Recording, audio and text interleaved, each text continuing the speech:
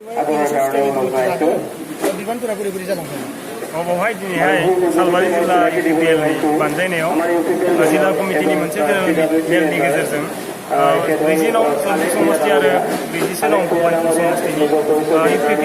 UPPL हान्जानि election स्टेरिं कमिटिखौ दानाय जाबाय आरो बेवहाय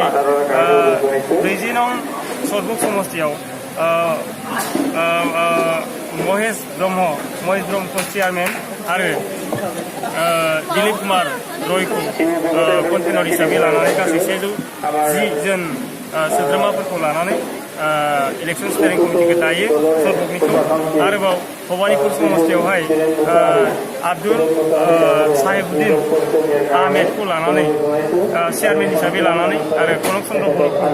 कन्भेनर लानानै गासै 130 जन गासै सोद्रोमाखौ लानानै भबानिपुर समष्टि कमिटि दानाय जायो।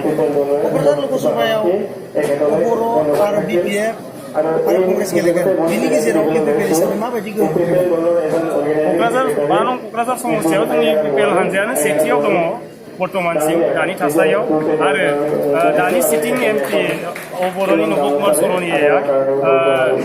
जुदिअ फेक्टर अब्लाबो बियो थांनाय 2014 मायथाइयाव जिखिनि भट मोन्दोंमोन बेनि 70%